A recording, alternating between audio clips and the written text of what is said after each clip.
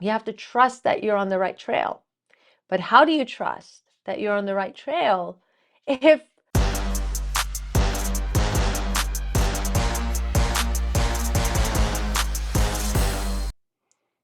Hello and welcome to Rants and Galavants. I am your host, Ellie Shoja. I'm so excited to be here with you today.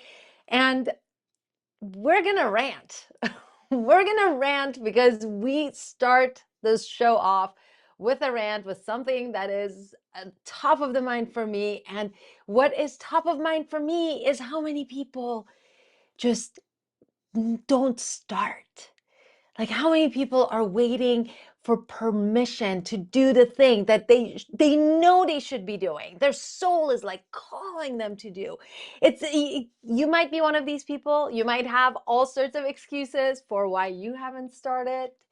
You might be saying things like, I don't know if it's going to work. I don't know if people will like it. I don't know if my ideas are any good. I mean, these are things that I hear from my clients, and it drives me up the wall. You guys, first of all, there is no like mayor of the internet or mayor of readiness who is going to come and say, hey, you are ready now. That readiness comes from inside of you, right? And second of all, taking action actually makes you ready.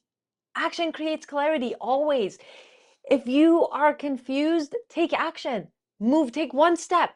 Take one step, one tiny step toward in the direction that you want to go into. And then all of a sudden you'll see that, oh my gosh, I have now a little bit more clarity, because action creates clarity. Action tells you either if you are on the right track with that step that you just took, or if there is another step missing, it's going to show you the gaps in your knowledge.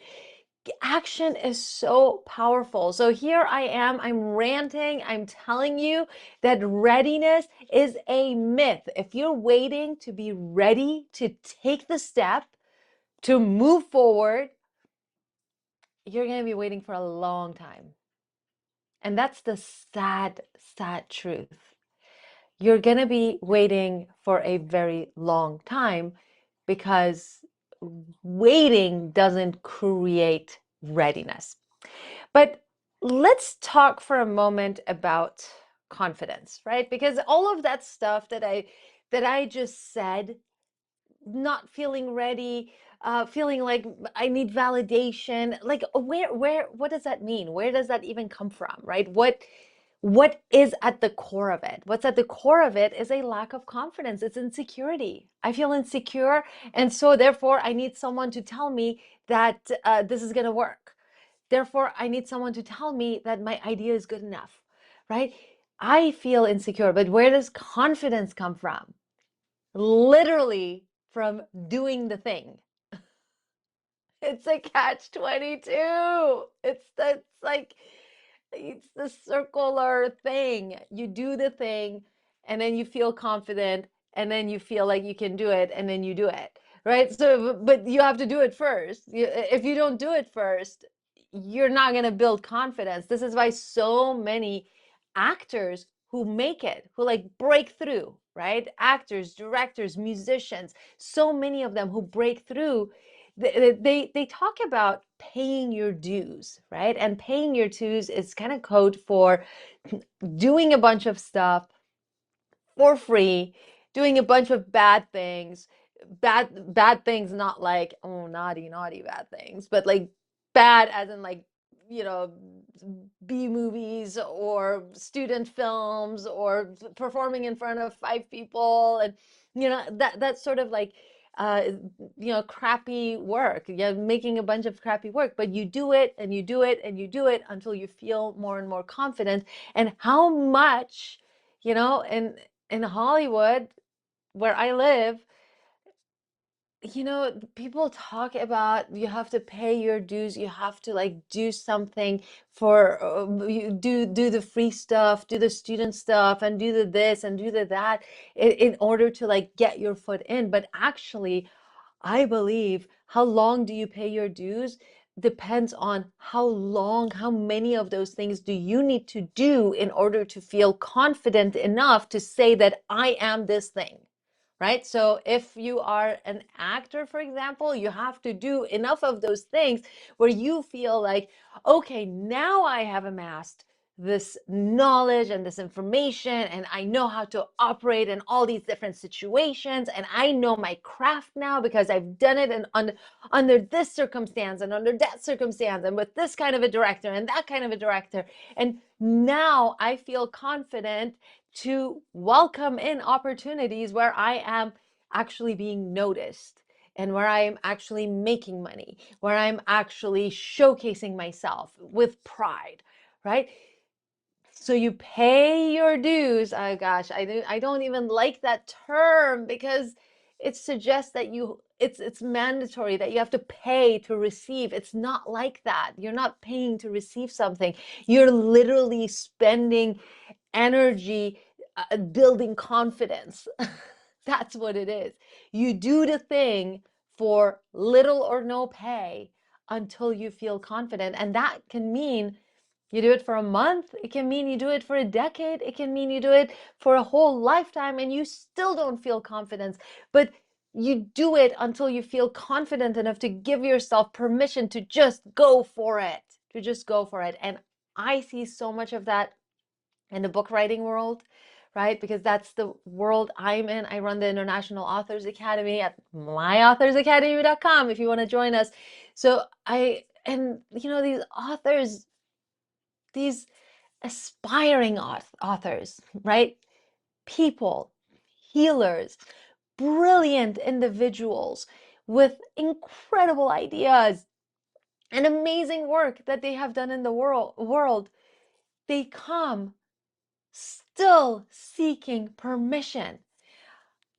In one of the academy calls just a couple days ago, actually, what day is today? Today's Wednesday. Yesterday, it wasn't even 2 days ago. Yesterday, in our group call in the academy, one of the members said that he was, going through the process and developing his ideas and so forth. We have a whole process for writing your book, and he's going through it. And as he's going through it, he realizes, he's like, why am I pussyfooting around these ideas that I want to share? Why am I just like talking around it instead of saying, hey, this is what it is? And then he says this on the call, which just blew my mind. He's like, I have worked with over 10,000 people. I have, for each one of those individuals, I have at least 10, sometimes 100 data points. I know what I'm talking about. Why am I still just talking around the subject instead of to the heart of it? Why am I doing that? And that was like this huge aha moment that he had. And then he stopped doing it and the floodgates opened up and he's writing and sharing from this empowered place where he's owning his message. But do you see, he's worked with 10,000 people and it took him that long to give himself permission to say what he actually means. And how many of you at home are doing that right now? Like, what are you doing? So to woo it up, that was my rant, and we're gonna woo it up. We're gonna go one step, just pull out, zoom out to the 30,000 foot. Like, it's actually much higher than that. Like, just zoom out of this universe, this galaxy, this universe, this entire physical, experience of being incarnated in the physical world. Let's just zoom out, right? So on that woo galactic level, you and I are the same. And I don't mean we have similar qualities. I mean, on an energetic level, every one of us is connected, not just every human being who is alive now, but every human being who has ever, ever lived. So all of that wisdom, all of that knowledge, the accumulative just consciousness that exists, you have access to. What do you think people are doing when they have psychic experiences? They're literally just tapping into the stream. They're just taking one tiny sip from that stream of consciousness that every one of us is a part of. Literally, all of us we have access. Do you understand what that means? You have access. That means if you have the desire inside of you to do something, the wherewithal, the path to actually do it starts unfolding inside you. Yes, you start seeing the external manifestation of that unfolding when someone hands you a book, when you suddenly see, I don't know, somebody in that space on the internet, and you're like, holy shit, what they're saying is really interesting. And then you try it and you actually are good at it. And all of this unfolding starts to happen externally. But the first step is inside of you. You tune into that frequency of wanting that thing. And then if you just allow yourself to go with it, all of that wisdom and the knowledge and the consciousness and the information, all of that in that space that you're trying to learn just starts to unfold inside your life. It starts to unfold inside you and outside of you, because there's no difference between the inside you and outside. Oh my gosh, we can get so woo with this. It's mind-boggling how woo we can actually go. But just keep it, even if you just keep it at this level of, we are all one consciousness, and everything that I want to know and experience, I have access to, and I can find my way to it simply by allowing myself to move in its direction. And what does that mean, allowing myself to move in its direction? All it means is, when the thought comes, don't negate it. I really want to learn piano. Oh, but I don't have a piano. But no one in my family is musical. Yeah, I don't even know if I could blah, blah, blah. Like, don't negate it. I want to learn piano. Oh, cool. Let me watch some videos online. Oh, maybe there's a music store close by. Maybe I can just, like, I don't know, drop in and practice on their pianos. I don't know. Maybe they'll let me do that. Maybe I can get a keyboard. Maybe I'll talk my roommates into buying a keyboard with me. Just go with it. Just go with it. Because here's the thing, like, all you need to know is the next immediate step. Take action on that next immediate step, and then the next step appears. And then the next step appears. And then the next step appears. And the next step appears. And before you know it, you're like across town. You just take one step, one step, one step, one step, and then boom, you're like, oh wait, I just walked 20 miles. How'd that happen? One step at a time. That's how it always happens. So think about that, right? Think about it, and make it, just make a conscious choice right now to take that next step. What is your immediate next step? And don't even think about it like, oh, let me like strategize. No, don't think about it with your head. Think about it with your intuition. It's like, what do I feel like doing next? And it might feel completely like, oh, I'm wasting time. Maybe you're like, I'm just gonna sit there and watch piano videos for the next 3 hours and do that, right? Because your brain is assimilating. It's like acclimating to that. It's observing it, right? There is such incredible wisdom inside of you that you're just squashing all the time with your what is it, lack of permission, with your overthinking, with your needing to know the finish line before you even start the next step. There's so much wisdom that you're not tapping into, and the solution to all of it is to just take the step in front of you. Take it and see what happens, and then take the step in front of that one, and take it and see what happens without judgment, without getting in your own way, without butt-butting it, like without any of that. Just go with the stream. I want to share with you a story of a very interesting Galavant, and it's the kind of thing that often happens to me because I don't ask questions. When someone asks me to go gallivanting, I just say, okay, and then I just go. So a few years ago, I'm at a jazz bar club with a friend of mine, and we're watching another friend of mine's show. And we're in the middle of this dinner, and I get a text from my friend who was my housemate at the time, my roommate at the time, right? So my roommate sends me a text, says, hey, you want to go on a hike tomorrow? Another person, another one of our friends had sent her a text saying, hey, you guys want to join on this hike? So she's like passing along that. Like, yeah, so-and-so is saying they're going to go for a hike in LA. I live in LA. Do you want to join them? And I just, at dinner, I write back, sure, that sounds great. End of the thing, end of conversation. And then I get home and she says, do you want to know about this hike? Our friend sent a link to it. And I'm like, nah, we'll just figure it out. What time are we meeting them? And she says, at 9 a.m., we're going to meet at this location. I'm like, okay, that sounds good. And she says, oh, by the way, so-and-so, let's call her Susie.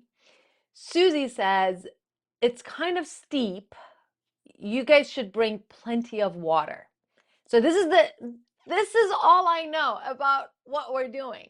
We're going on a hike. We're meeting at 9 a.m. We're meeting at some location. We have that, right? And it's kind of steep. Bring a lot of water. So we stop by in the morning. Like I had my water bottle, and just in the middle, people call. So I had my water bottle, and then we stop and we get another gallon of water each. No, not a gallon, a liter of water each, right? So we each have one bottle and another liter. And we go and we meet them and we start hiking. And even then, I don't ask, what is this hike? What are we doing? We had plans in the afternoon, whatever. And we start hiking and we're hiking and we're hiking and we're hiking and we're hiking, and it just the hike just keeps going, and it just keeps going, and we just keep going, and there seems to be no end in sight. And it turned out that on that day, I accidentally summited Mount Baldy. If you're not in Los Angeles, Mount Baldy is the highest peak in LA. And I think we have a photo of me at the very top with the sign. It's at 10,000 feet elevation. We hiked, I think, for 12 hours that day. We hiked all the way up. I don't even know how long it took us. So that's me looking at the scenery as we're climbing up. And I think there's another picture of me at the actual summit. They have a sign like, you made it to elevation 10,000. And we just kind of collapsed. And that last leg of that hike was, there it is. I'm like, this is insane. This is so high. So that last leg of that hike was so, it was so fascinating because I literally couldn't take more than one or two steps at a time. And it was the case for all of us. Like, we were so spent that last bit. And the thing is, like, when you're hiking a mountain like that, you think the summit is going to be around every bend. Around every bend, you're like, oh my gosh, the summit has to be here. It has to be here. We're so high up. It has to be at the next one. And you make a bend, and then there's another, incline. and then you make another bend and there's another incline. So it just like kept going and going and going. Some really fascinating things happened on that hike. One was, so we climbed essentially a mountain, and it was very educational for me. One lesson I learned was that you don't actually have to, I mean, preparation is great. I was prepared in the sense that I was in good shape. You know, I exercise, right? So in that sense, my body was prepared to do something like that, to hike for 12 hours.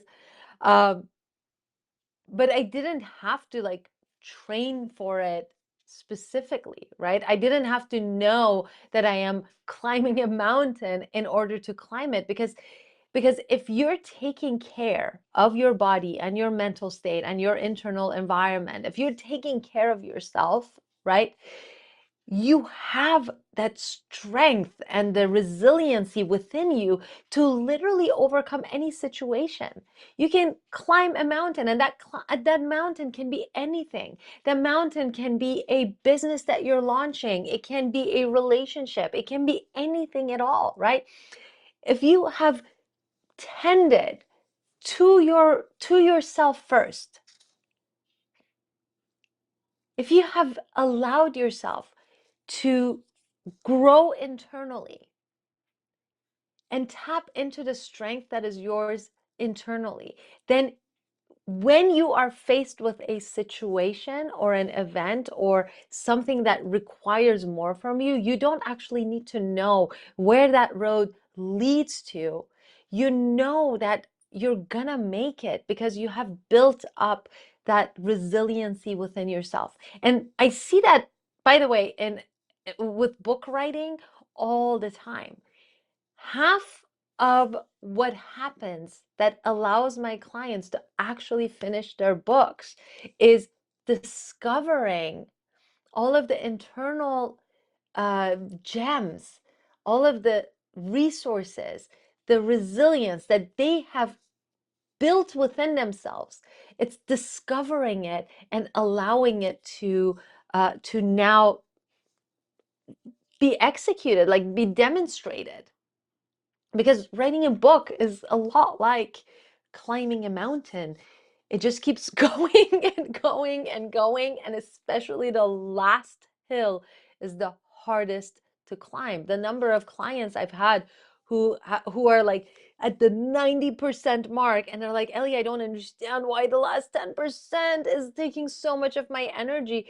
There's like something internally that switches at that 90%, where you can either give up or you can continue on. And you almost have to silence all of that imposter syndrome, all of the doubt and the smallness that you've nurtured early on in your life. You have to almost like ignore that and just give yourself permission at that point to just go a little bit more, one step, one step. You can go as slow as you want, but just keep moving towards it until you finish it, right?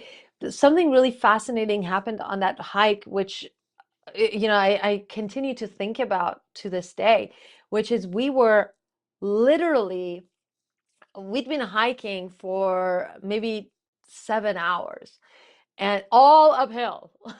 My friend was right. It was very steep and it was all uphill. It was like 6 or 7 hours. We'd been hiking just nonstop. We took a little bit of breaks and in the middle. So probably the whole 6, 7 hours we were hiking was not just hiking, but we were also like pausing and resting and stuff. But we were like really far into this hike, and we were probably 30 or 40 minutes from the summit. We didn't know it at the time, but from that point to the summit, it took us another like 30 or 40 minutes. So we're hiking and we see this guy coming the other way. He's like going down. And we asked him, we're like, oh, hey, how much farther to the summit? And he says, I don't know. I'm not going all the way up. And we're like, wait, why aren't you going all the way up? He's like, I'm tired. I'm going to turn back. And we're like, but you're so close. you're so close to the finish line. Just hike with us. There was 5 of us. We're like, just he was alone. We're like, just go with us. It'll be easier with a group. He's like, no, no, no, I'm gonna go back down. So he turned around at the 90% mark and climbed back down. And this happens all the time. Doesn't happen with my clients because that's the benefit of working with someone who holds you accountable, right? Because then that person can be like, no, let's take one more step. Let's take one more step. Let's take one more step until we make it to the summit, right? But he turned around at the 90% mark. I think about that guy way too often. So from that point to the top was 30 minutes. But that 30 minutes was the slowest 30 minutes that of the entire hike.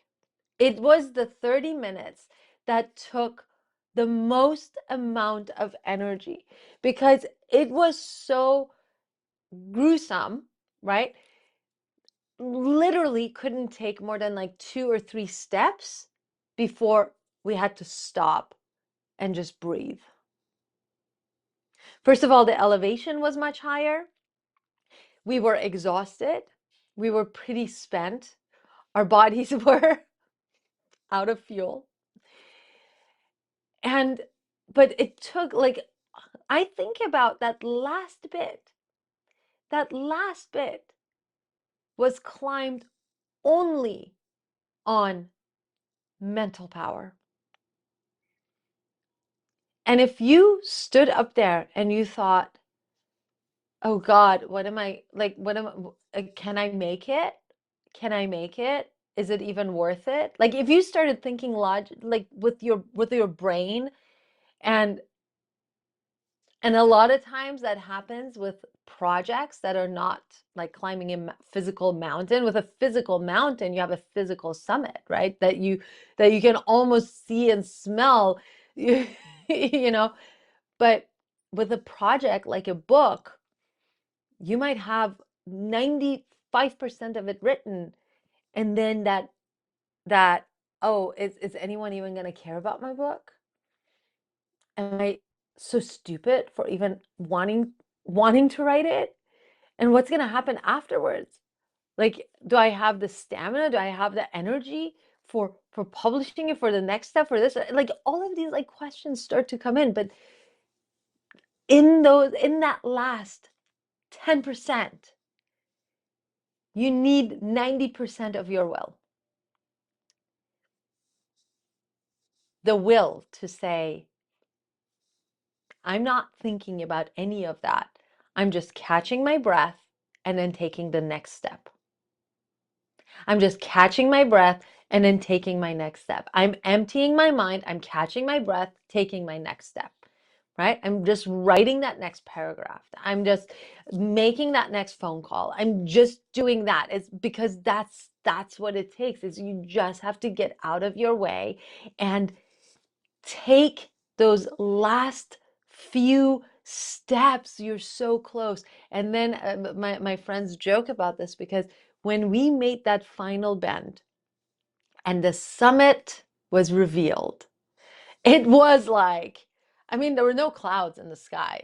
Literally no clouds in the sky. It was such a clear, beautiful day, but it felt like, the moment when clouds part and then the angels start singing and goes, oh, and you're like, oh my God, this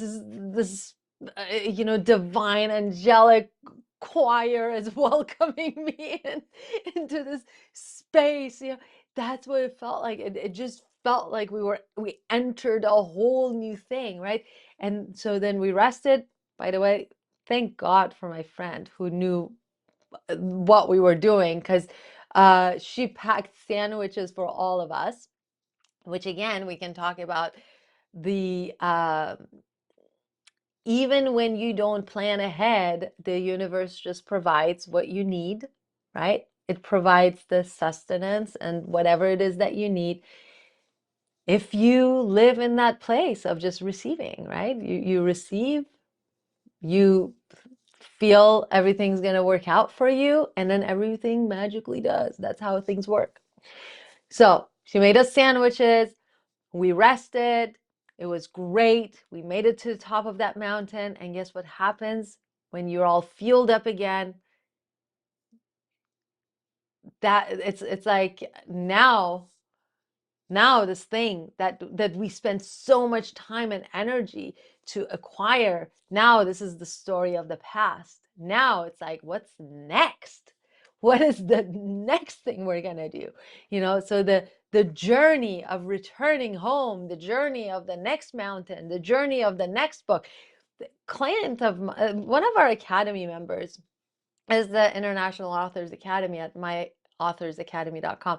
So one of our academy members, she was trying to write a book for 40 years.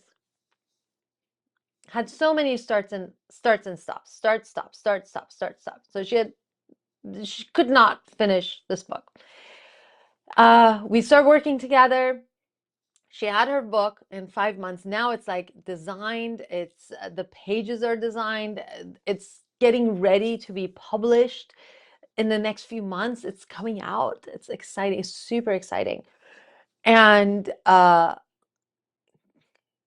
the last call that we were on, she mentions that she's starting on the next book. 40 years. She was trying to write this book.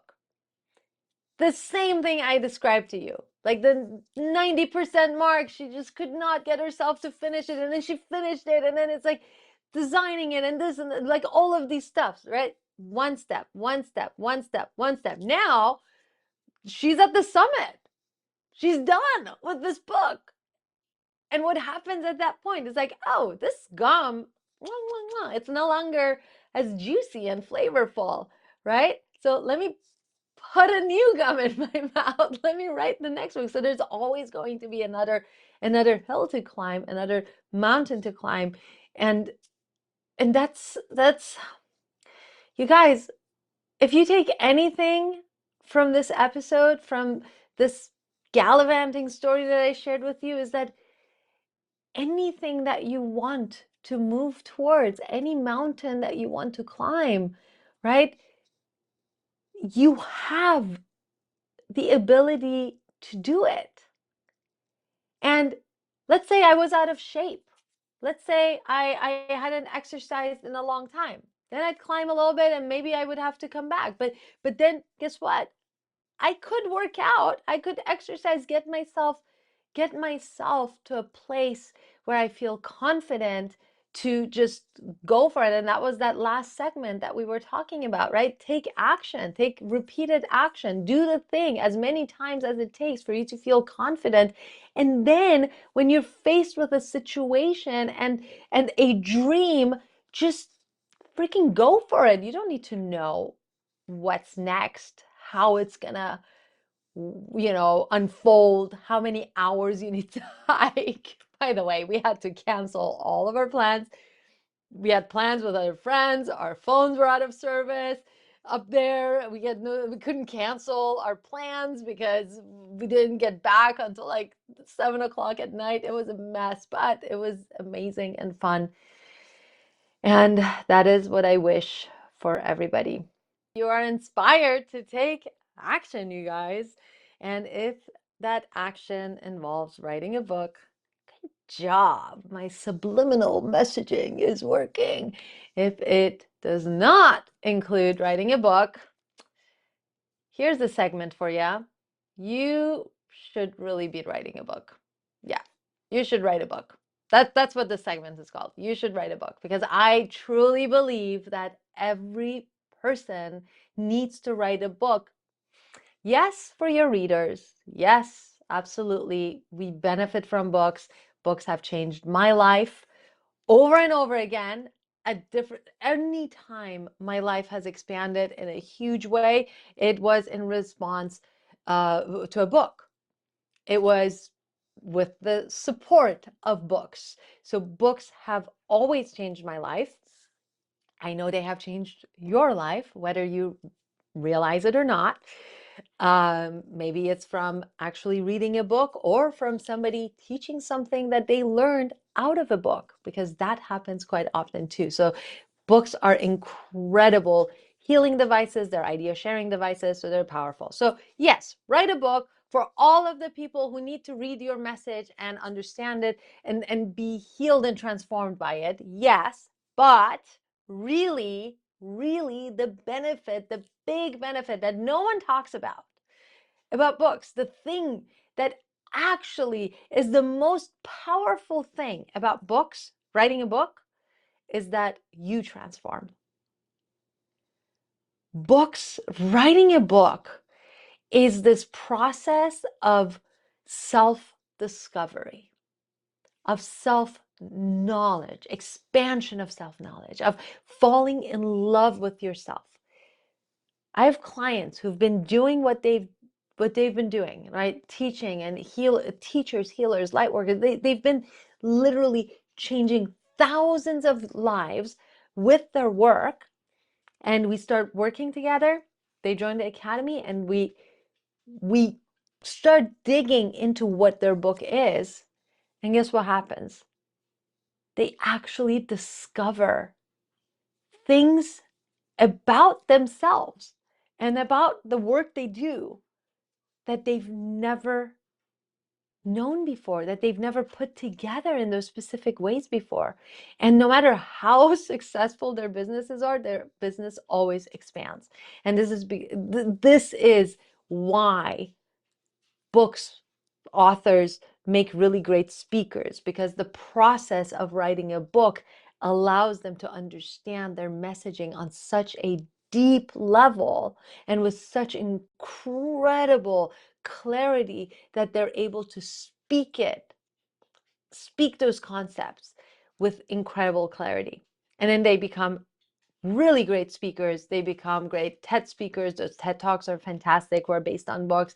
Those, the keynote talks that are based on books are really gripping. They're really fantastic. So the process of writing a book makes you better at whatever it is that you do in your professional life and in your personal life. It's just a byproduct of what happens.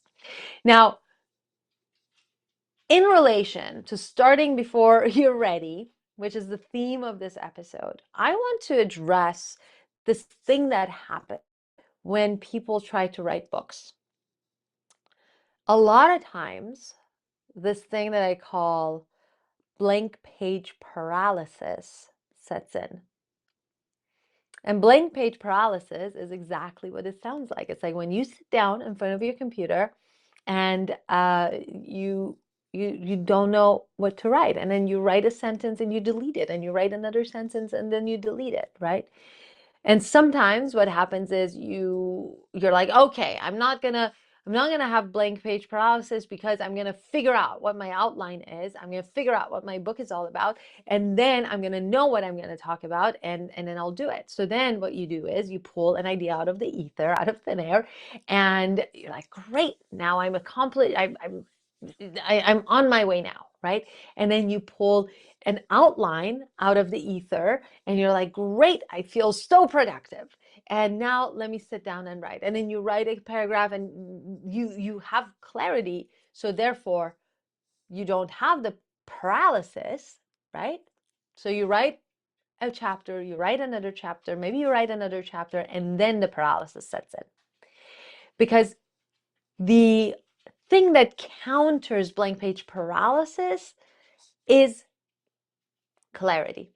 So you don't have paralysis because you don't know what to say. You have paralysis because you don't have clarity about how everything is going to come together, right? And the moment you lose that clarity, all of a sudden the whole thing falls apart, right?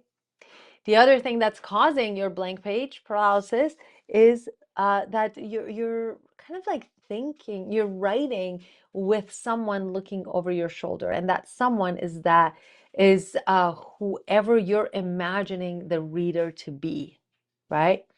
So now I'm imagining some reader, and then the moment I do that, I start doubting what I have done, the choices that I have taken, right? So then I'm like, okay, does the reader care about this? Did I start in the right place? Is this even the right chapter? Is this the right story? Is it, blah, blah, blah, blah, like, oh God, the sentence sounds terrible, blah, blah, blah, right? So it's like you start questioning all of those things and then judging it. So, and meanwhile, this kind of voice inside your head is criticizing every single decision that you're making. And then as soon as you're writing a sentence, you want to delete it, you want to edit it. Not a good way to write a book, right? Because writing a book is a marathon. It's a mountain you're climbing. It's not like a little stroll around the block. If you want to write a really good book, you really care about the ideas that you're sharing. So it makes sense that you have this editor in your head, even though the editor is getting in your way. So what's the solution here, right? What do we do? What do we do to actually make sure your book gets written and you don't get in your own way and you keep taking those steps, one step in front of the next, right? Because that's, if you're going to climb a mountain, you can't take 3 steps forward and then take 3 steps back because you're questioning. You're going to exhaust yourself. You're never going to make it to the summit. If on that hike, if I kept going, like 50 feet forward and then 50 feet back and then 50 feet in that direction and then 50 feet back and then 50 feet in that direction, like if I did that, I would be exhausted. 3 hours would pass. I'd be so tired and I would never make it to that summit. So what do? You have to take one step in front of the next, in front of the next, in front of the next, in front of the next, until you get to that top, right? You can't have someone questioning whether you're on the right trail or not. You have to trust that you're on the right trail. But how do you trust that you're on the right trail if if you're trying to write a book that is cohesive and then all these different random ideas are coming up, right? Which one is right? Which one is wrong? Do you see how that creates confusion? So the solution, I'm going to give you the solution. The solution is you remove this idea that you are writing a book. You heard me correctly. This is the first thing that we do when people join the academy or when they work with me one-on-one. This is the first thing we do. We're like, okay, we don't even know what the book is yet. So we're not going to be locked into a book. We're not going to say, hey, this is the book, right? It's like I tell you right now, think of what's in your pantry and what's in your fridge. Don't check it. Don't check it. Just think about it, right? Just think about what's in your pantry and what's in your fridge, and what is the most delicious meal you can prepare for me right now? That's a difficult question to answer, right? Because there are ingredients in there that you have no idea are in there. And there are things missing that you don't know are missing. So we have to actually go look and see what there is and what we can put together. So the first phase of the writing is not to decide on what meal I'm going to prepare, which is what book I'm going to write. The first phase is to take inventory of what I actually even want to communicate, right? It's akin to opening every cupboard, every drawer in the fridge, and pulling everything out and putting it out and looking at it. Now, the thing, it's not a one-to-one analogy, because your cupboards, your pantry, your fridge, you look at those pretty much every day, right? And some people are super organized.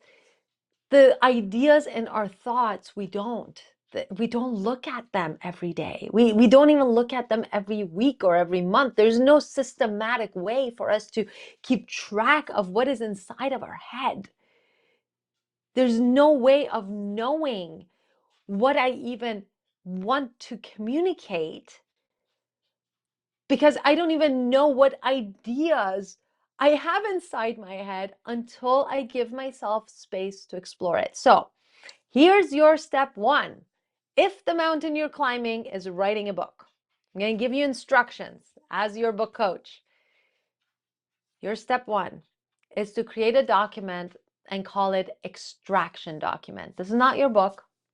It's just an extraction document. And the extraction document is organized, not as a book. So what does that mean? That means, oh, all of the book ideas I've had, they go under book concept ideas.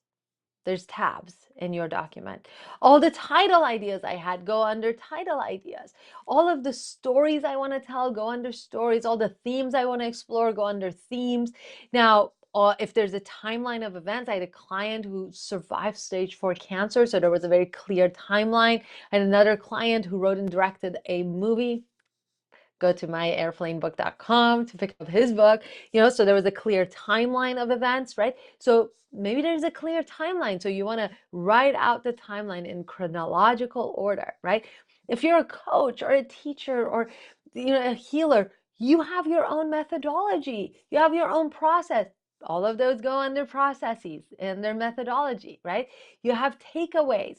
You have worksheets that you give to your clients. All of those go in there under worksheets. Let's say you do some research and you're like, oh, I wonder what percentage of people go through that specific experience. You do research. Guess what?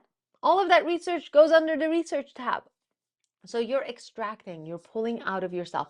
You become your own number one most interesting subject, and you explore and extract and pull out of yourself every single thing that you want to say. This is akin to opening up all the cupboards in your kitchen, all the fridge, every drawer, and pulling out every ingredient and putting it on the kitchen table. And then what happens? You're like, oh, I can put this, this, and this, and this together and make this meal. And I can put this, this, and this together and make this meal. And I can put these things together and make this meal. And oh my gosh, I can make the most delicious dessert by doing this, right? The same thing happens with your book. You're like, oh, all these ideas go together. This event that happened is its own book about that event. And then this process that I created when I went through that event and all these research pieces and all that goes into its own book about that process. And then there's a workbook that goes along with that where I can use these exercises that I developed that goes in there. And then maybe all of these quotes that I've collected that I've been saying throughout the years, maybe there's a deck of cards or an inspirational book that's over here. So now you're able to see what all of your different books are. You're not pulling it out of thin air. You're not just thinking and like, what would I write? No, you're literally pulling this stuff out of yourself and then seeing the beautiful relationship that all these ideas and processes and tools you've created, all of these different relationships will emerge for you, and you'll be able to identify the book that you actually want to write. And then, guess what? Blank page paralysis disappears because you're not writing from a blank page anymore. You're writing from an extraction document, which has a shit ton of words. Technical term right there. All right, guys, my positive prediction is that you are going to go and do this. You're going to create an extraction document, you're going to write your book, and then you're going to message me and say, Ellie, that episode of Rants and Galavants was life-changing for me because it was the start of me writing my book. And if you need more support than that, join us at myauthoracademy.com. I love you guys so much. Thanks for showing up. I will see you next time.